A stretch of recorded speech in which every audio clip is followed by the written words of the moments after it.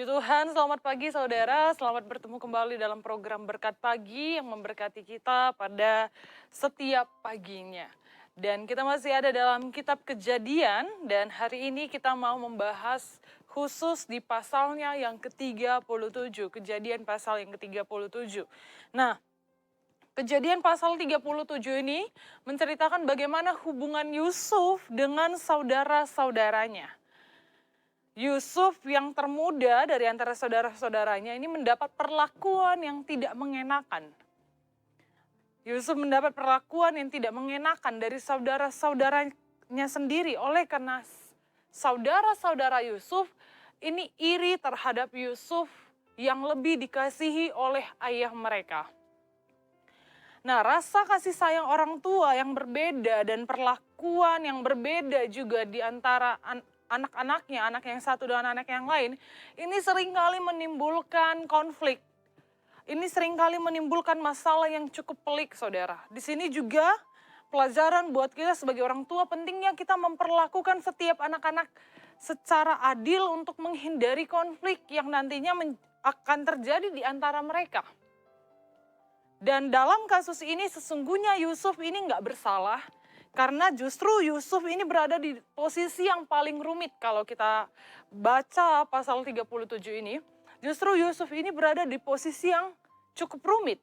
Di sisi yang satu dia sangat disayangi oleh ayahnya dan dia nggak bisa larang itu, dia nggak bisa hentikan itu.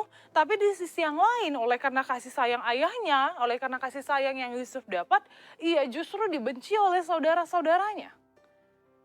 Nah, tapi yang menarik di sini saudara adalah sikap Yusuf. Yang kita mau bahas di sini adalah sikap Yusuf yang tetap tenang dan tidak berbuat dosa. Karena itu kita mau belajar pagi ini dari seorang Yusuf.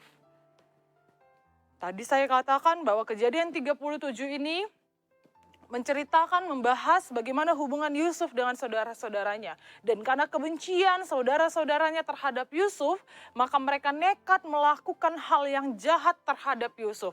Dan itu kita bisa lihat, kita mau baca dalam ayatnya yang ke-18 sampai ayatnya yang ke-28. Saya bacakan bagi kita semua. Dari jauh ia telah kelihatan kepada mereka. Tetapi sebelum ia dekat pada mereka, mereka telah bermufakat mencari daya upaya untuk membunuhnya. Kata mereka seorang kepada yang lain, "Lihat, tukang mimpi kita itu datang. Sekarang marilah kita bunuh dia dan kita lemparkan ke dalam salah satu sumur ini. Lalu kita katakan, seekor binatang buas telah menerkamnya. Dan kita akan lihat nanti bagaimana jadinya mimpinya itu." Ayat 21, ketika Ruben mendengar hal ini, ia ingin melepaskan Yusuf dari tangan mereka. Sebab itu katanya, "Janganlah kita bunuh dia." Lagi kata Ruben kepada mereka, "Janganlah tumpahkan darah, melainkan lemparkanlah dia ke dalam sumur yang ada di padang gurun ini, tetapi janganlah apa-apakan dia." Maksudnya hendak melepaskan Yusuf dari tangan mereka dan membawanya kembali kepada ayah mereka. Nah, di sini kita melihat bagaimana perlakuan saudara-saudara Yusuf terhadap Yusuf. Walaupun memang di sini ada pernyataan Ruben yang punya belas kasih terhadap Yusuf, tapi tetap di awal dia punya niat yang tidak baik juga terhadap Yusuf. Kita melihat bagaimana bagaimana saudara-saudara Yusuf ini dari awal yang sudah tidak suka sama Yusuf, yang sudah menaruh kebencian di hati mereka terhadap Yusuf. Mereka berniat, berencana untuk membunuh Yusuf. Kemudian mereka memasukkan Yusuf ke dalam sumur, dan kemudian mereka bersepakat untuk menjual Yusuf ke Mesir. Dan dari kesemua itu, bagaimana sikap Yusuf? Ini yang jadi pelajaran buat kita semua. Bagaimana sikap Yusuf? Saudara yang diberkati oleh Tuhan. Nah, kalau kita lihat, saya akan bagi di sini, bagaimana sikap Yusuf menanggapi orang yang dia tahu bahwasannya orang-orang ini tidak menyukainya. Apa yang dilakukan Yusuf? Yang pertama, Yusuf menerima dengan lapang dada semua perlakuan yang ditimpakan kepadanya. Dia menerima setiap perlakuan orang terhadapnya, orang yang benci terhadapnya. Kalau kita baca di pasal 37 ini, saudara, maka kita tidak akan mendapati perlawanan yang dilakukan oleh Yusuf.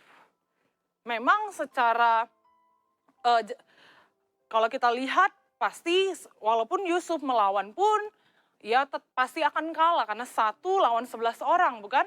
Tapi setidaknya ada perlawanan gitu ya, kalau kita berpikir secara logika manusia, entah dia mengadu ke ayahnya atau sebagainya. Tapi di sini Yusuf tidak melakukan perlawanan apapun. Dia menerima apapun yang dilakukan saudara-saudaranya terhadapnya. Secara manusia, siapa sih manusia yang mau menerima perlakuan yang tidak baik terhadap dirinya? Jika kita tarik itu ke posisi diri kita sendiri, saudara, kita sebagai manusia yang masih hidup dalam daging, kita yang masih hidup di dunia, apakah kita bisa bersikap seperti Yusuf saat orang lain bersikap tidak benar, tidak baik, bersikap jahat terhadap kita? Apakah kita bisa bersikap seperti Yusuf? Ini yang menjadi perenungan kita pagi hari ini. Yusuf memberi kita contoh teladan yang baik, saudara. Yusuf berbeda, ia menerima semua perlakuan jahat saudaranya tanpa berbuat dosa. Dan hal inilah yang juga sebenarnya Tuhan Yesus tuntut dari kita anak-anaknya. Tuhan Yesus tuntut dari kita orang-orang percaya. Dalam Matius 5 ayatnya yang ke-44 dikatakan, tetapi aku berkata kepadamu, kasihilah musuhmu dan berdoalah bagi mereka yang menganiaya kamu. Secara manusia, lagi-lagi saya katakan, hal ini sangat sukar, hal ini sangat tidak adil, tapi inilah yang mau Tuhan Yesus lakukan. Kita sebagai anak-anak Tuhan, kita dituntut untuk melakukan hal demikian. Kasihi musuh, berdoa bagi mereka yang menganiaya kamu. Dan hal kedua yang Yusuf lakukan, bagaimana sikap Yusuf menanggapi saudara-saudaranya yang berlaku jahat terhadapnya? Yusuf melepaskan pengampunan. Yusuf melepaskan pengampunan, saudara. Dan hal ini yang juga Tuhan Yesus tuntut dari kita untuk kita lakukan. Kita lihat dengan cepat dalam Matius 6 ayat yang ke-14 sampai ayatnya yang ke-15. Di sana dikatakan, karena jikalau kamu mengampuni kesalahan orang, Bapamu yang di sorga akan mengampuni kamu juga. Tetapi jikalau kamu tidak mengampuni orang, Bapamu juga tidak akan mengampuni kesalahanmu. Ini yang Tuhan Yesus tuntut dari kita orang-orang percaya. Karena itu di luar sana kita Kristen seringkali terkenal karena apa? Karena kasihnya. Karena itu kita sebagai orang-orang Kristen, mari kita mau hidup sesuai dengan apa yang firman Tuhan katakan. Tidak mudah memang saudara, saya akui tidak mudah. Tapi kita harus terus berjuang. Kita salah, jatuh, kita bangkit lagi. Kita jatuh, kita bangun lagi. Kita terus evaluasi kehidupan kita hari lepas hari. Amin. Kita lihat di sini bagaimana Yusuf mengambil sikap mengampuni terhadap saudara-saudaranya. Sehingga kalau kita lihat di pasal-pasal selanjutnya, maka Allah mengangkat derajat hidup Yusuf di Mesir, tempat ia dijual. Saat orang lain menganggap bahwa kita sudah gagal, saudara, maka Allah sanggup mengubah kegagalan tersebut jadi berkat buat kita. Amin. Asal kita mau yang namanya melepaskan. Melepaskan sakit hati, melepaskan pengampunan, melepaskan kepahitan, kebencian, dan segalanya. Mari kita mau terus berjuang hari lepas hari untuk hidup melepaskan hal yang buruk dalam kehidupan kita. Tahukah saudara bahwa orang yang tidak mau mengampuni dalam dirinya, orang yang tidak mau melepaskan pengampunan adalah orang yang memelihara penyakit dalam dirinya sendiri. Orang yang memelihara penyakit dalam dirinya sendiri. Dan siapa sih orang yang mau pelihara penyakit? Bukankah setiap orang pengen hidup sehat? Bukankah setiap orang pengen membayar mahal untuk dia bisa sehat? Artinya hanya orang-orang yang bisa kita katakan orang-orang bodoh yang mau terus pelihara penyakit dalam dirinya. Yang mau terus pelihara kepahitan dalam dirinya. Karena apa? Bukan orang lain yang dirugikan, tapi diri kita sendiri. Kalau kita pelihara yang namanya sakit hati, kepahitan, kita tidak mau lepaskan pengampunan, maka bukan orang lain yang rugi, melainkan diri kita sendiri. Dan apa yang terpancar dari diri kita itu akan keluar.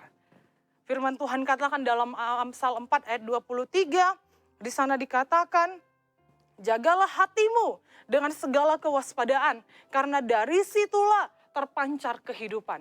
Apa yang kita pelihara di dalam hati itu akan keluar. Kebaikankah itu? Kepahitankah itu? Sakit hatikah itu? Atau sikap yang mau mengampuni? Atau sikap yang mau punya kemurahan, punya kasih, punya belas kasih terhadap sesama. Semua itu akan tampak, akan keluar. Firman Tuhan yang katakan, bukan saya, saudara. Oleh sebab itu, firman Tuhan pagi ini kembali ajar kita, tegur kita lagi, didik kita lagi. Karena itu jangan bosan-bosan untuk terus dengar firman Tuhan, saudara. Saya percaya dimanapun saudara berada, saudara yang dengar firman Tuhan pagi ini, saya percaya kita semua diberkati oleh Tuhan. Amin. Demikian firman Tuhan, Immanuel, Allah beserta dengan kita.